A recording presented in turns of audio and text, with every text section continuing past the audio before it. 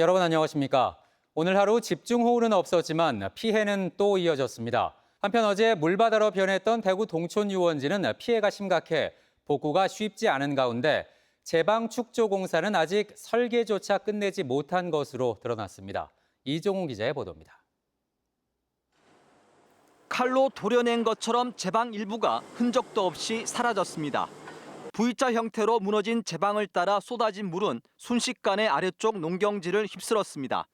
깨도 심어져 있고 나무도 심어져 있는 나무 같은 거 다 넘어지고 지금은 제가 이게 이렇게 세워놨거든요. 영천시 환안면에 있는 6억 저수지 제방 일부가 연이은 집중호우에 쓸려 내려간 겁니다. 1945년에 완공된 이 저수지는 안전등급이 보통 수준인 C등급으로 관리돼 왔습니다. 다행히 인명피해는 없었지만 인근 농경지는 쑥대밭으로 변했습니다. 허벅지 높이까지 흙탕물이 들어찼던 대구 동촌 유원지는 복구가 간감한 상황입니다. 12개 건물이 0.3m에서 1.2m 높이까지 잠겼었는데 피해 면적은 8만 3천여 제곱미터로 집계됐습니다. 동촌 유원지 침수를 막기 위한 제방 공사는 내년 상반기쯤 설계가 완료될 것으로 보입니다. 조망권 확보를 요구하는 상인들과 협의가 진행 중인데 설계가 끝나더라도 1.3km의 제방이 완공되기에는 상당한 시일이 더 걸릴 전망입니다. 공사를 하면 얼마나 2년에서 3년 정도 써야 된다고 했습니다. 그럼 내년에도 비 오면 위험하겠네. 장마 기간 언제 또 큰 비가 닥칠지 수해 지역의 불안감은 당분간 사라지지 않을 것으로 보입니다. TBC 이종웅입니다. 다음 소식입니다. 지난 9일 경산 진량읍 부기천에서 급류에 휩쓸려 실종됐던 40대 여성이 결국 숨진 채 발견됐습니다. 경북소방본부는 오늘 오후 5시쯤 사고 지점에서 2.7km 떨어진 문천지 주변을 드론 수색하던 중에 실종 여성의 사체를 발견했다고 밝혔습니다. 이에 따라 이번 집중호우로 인한 대구 경북 사망자는 2명으로 늘었고 농작물 피해 면적은 1,400여 헥타르로 집계됐습니다. 사흘 전 물폭탄이 쏟아졌던 경북 북부 지역에서 응급 복구 작업이 시작됐습니다. 하지만 수해 현장은 여전히 처참한 상황인데요. 복구 인력도 턱없이 부족한 가운데 언제 또 큰 비가 올지 몰라 피해 주민들의 불안은 커지고 있습니다. 김영환 기자가 현장에 다녀왔습니다. 안동 임동면 대곡리 입구는 출입이 전면 통제됐고 강한 물살에 떠밀린 잔해물들을 중장비가 치우고 있습니다. 사흘 만에 다시 찾은 수해 현장. 모든 걸 삼킬 것 같던 하천은 잠잠해졌고 마을 진입로엔 복구 차량이 오가고 있습니다. 집중호우로 떠밀려 내려온 토사물 때문에 통행이 불가했던 다리는 통행이 가능해졌습니다. 물이 빠진 채 말라가는 논 위로 벼들이 아직도 쓰러져 있습니다. 빗물이 휩쓴 마늘밭은 형태를 알아보기조차 힘들고 이를 바라보는 농민은 한숨만 내쉽니다. 수도와 전기는 여전히 끊긴 상태, 가재도구는커녕 생필품도 구하기 힘든 상황입니다. 이불 도 없고 옷도 없고 먹을 양식도 없고 다 한 개도 없어. 가정전기는 어디 합쳐야 되는 동 안 돼 지금. 이웃마을도 사정은 마찬가지입니다. 불어난 계곡물은 제방 너머로 콩밭을 집어 삼켰습니다. 자식 같은 작물을 하나라도 더 살리려 해도 그냥 속수무책입니다. 모든 진짜 농작물을 저는 살리고 싶은데 이 인력 부족으로 농가는 없습니다.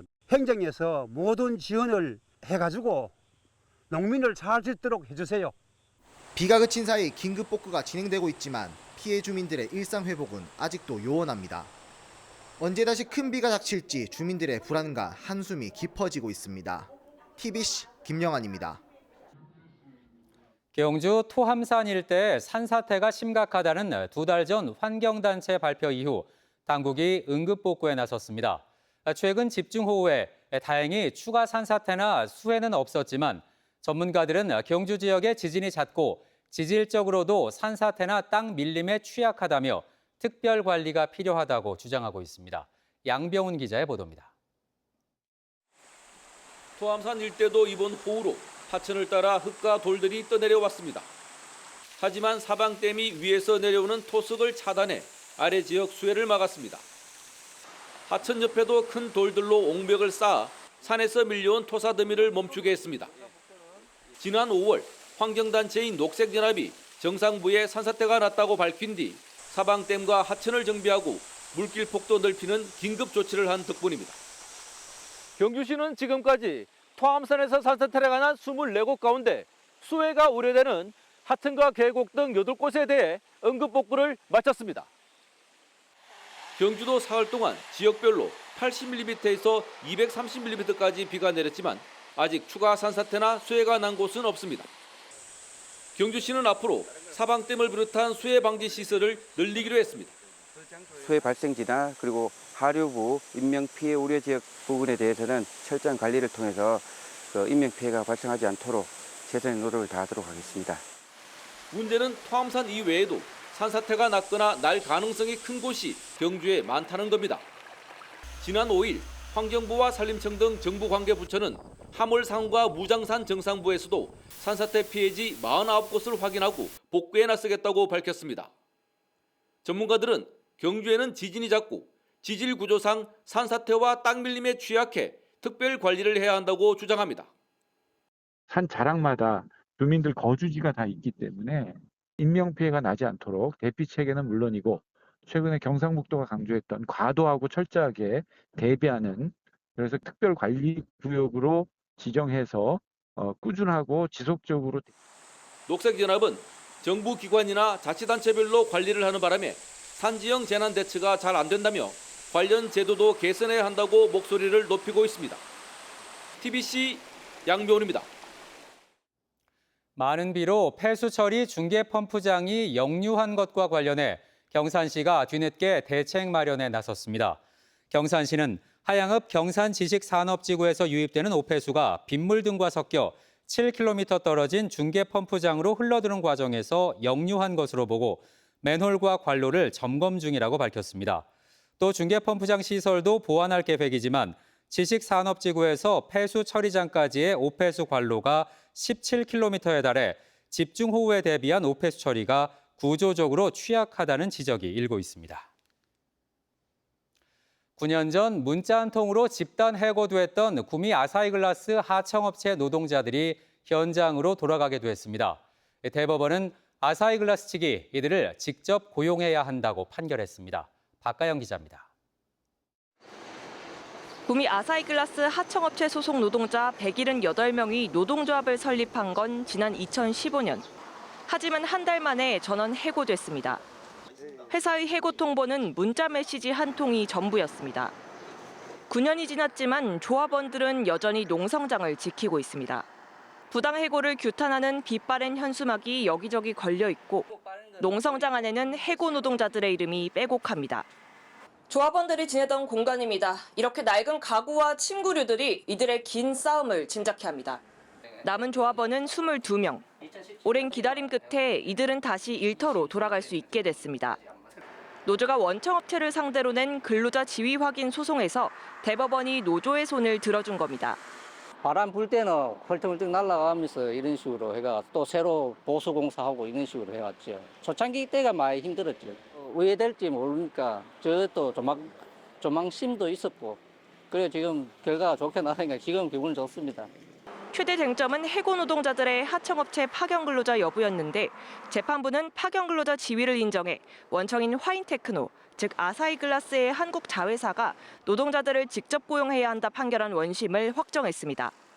또 직접 생산 공정 업무를 맡았던 이들에 대한 하청과 원청업체의 불법 파견을 인정하고 무죄를 선고한 원심을 파기환송 조치했습니다. 이번 판결로 2년째 대구고법에 머물러 있는 임금지급 청구 소송도 영향을 받을 것으로 보입니다. 늦었지만 이런 판단이 나온 것은 당연하다고 생각하고 다행이기도 하고 너무 고생하셨고 우리가 이렇게 버티고 싸워서 이룬 성과다. 현장으로 복귀할 길이 열린 해고 노동자들. 농성장에 갇혔던 이들의 시간이 9년 만에 다시 흐르기 시작했습니다. TBC 박가영입니다.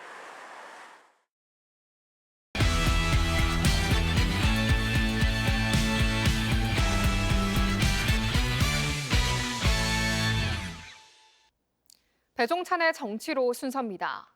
국민의힘 7.23 전당대회 당권 레이스가 요동치는 가운데 이른바 김건희 여사 문자 논란이 쟁점이 되고 있습니다. 최상병 특검법에 대한 거부권 행사와 대통령 탄핵 청원 청문회 개최를 놓고 여야 간 공방도 격화되고 있습니다. 황상영 기자가 배종찬 인사이트K 소장과 함께 관련 소식 분석해드립니다. 국민의힘 7.23 전당대회가 요동치고 있습니다. 권역별 합동연설회와 TV토론회가 시작됐는데요. 배 소장님, 여론조사를 본 현재 판세 어떻게 평가하십니까? 별다른 변화는 없는 것으로 보입니다. 국민의힘 지지층에서는 여전히 한동훈 후보 우세로 추세로 읽을 수가 있고요.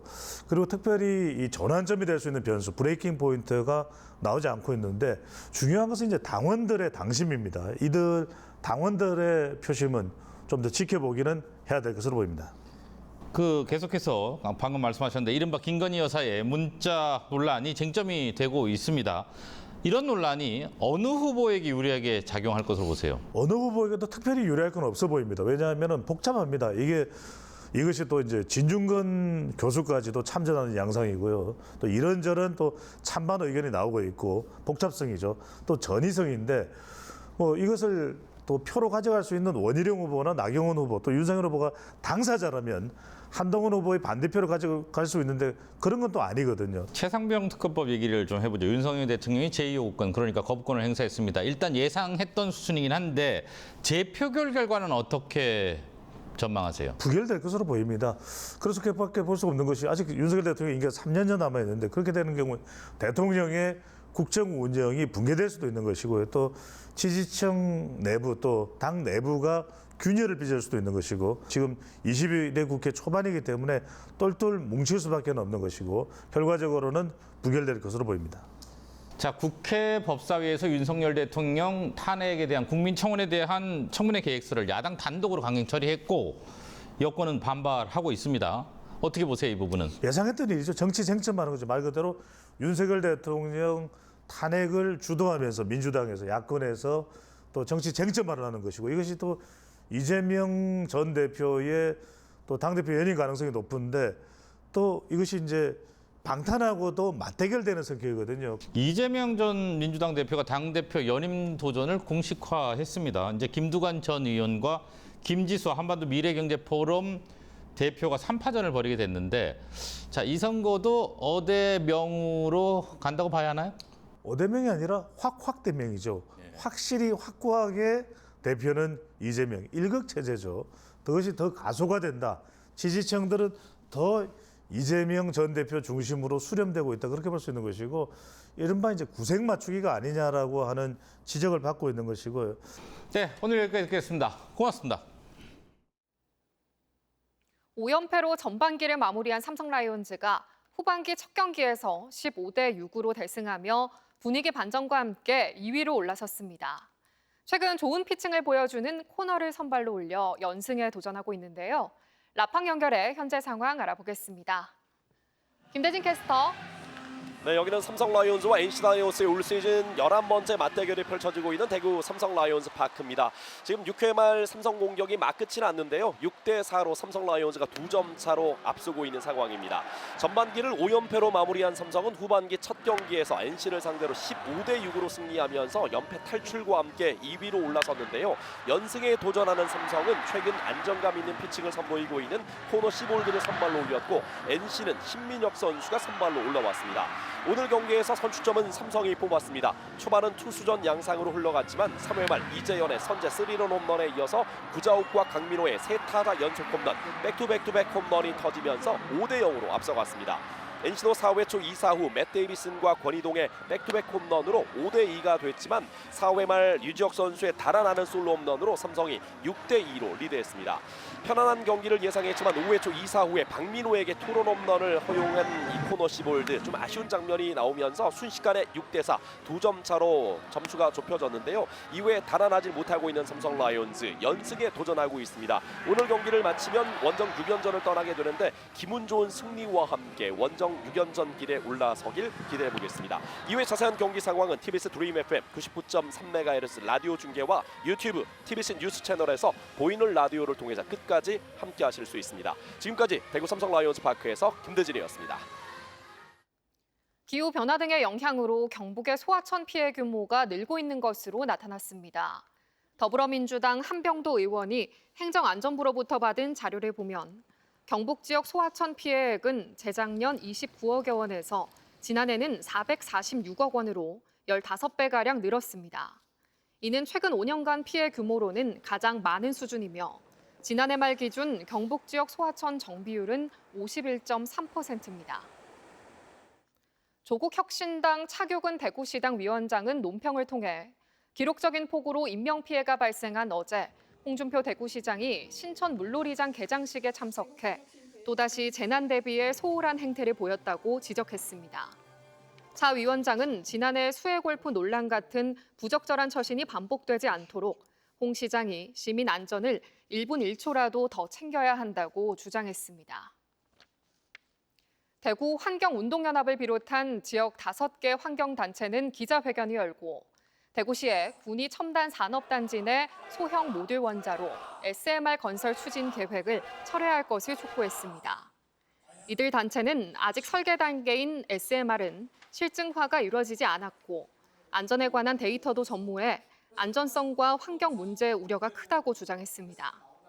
앞서 대구시는 SMR 원자로 용기가 지하 40m에 설치되고 지하 10m 지점과 지상에 각각 경납 용기와 경납 건물이 들어서기 때문에 안전성에 문제가 없다고 밝혔습니다.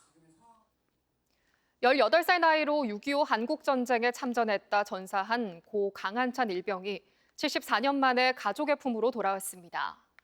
국방부 유해발굴 감식단은 지난 2008년 강원도 춘천시 동산면에서 발굴된 유해의 신원이 6.25 당시 춘천지구 전투에서 전사한 고 강한찬 일병으로 확인됐으며 유가족의 요청에 따라 오늘 달성 토성마을에서 귀환 행사를 가졌다고 밝혔습니다. 고 강한찬 일병은 전쟁 발발 사흘째인 1950년 6월 27일 북한군의 남하를 저지하다 목숨을 잃었습니다. 경북 동해안의 유네스코 세계지질공원 지정을 위한 현장 실사가 오늘 시작돼 나흘 동안 이어집니다. 유네스코 평가단은 울진 석류구를 시작으로 영덕 해맞이 공원과 포항 호미반도 둘레길, 경주 양남 주상절리 등을 찾아 지질학적 중요성과 보전 상태, 탐방 기반 시설을 중점 점검합니다. 이번 실사가 끝난 뒤 오는 9월 베트남에서 열리는 유네스코 세계지질공원 아시아태평양 총회에서 예비 결과가 나오며 내년 봄 정기총회에서 최종 결과가 발표됩니다. 국회 국토교통위원회 간사를 맡고 있는 권영진 의원이 국토교통부 박상우 장관에게 대구 경북 신공항의 성공적인 추진을 위한 국토부 차원의 전폭적인 지원을 촉구했습니다. 권 의원은 특히 토지 보상 시점을 실시 설계 이후에서 기본 계획 이후로 변경해 신공항 건설 기간을 1년 6개월로 단축할 수 있는 대안을 제시했습니다.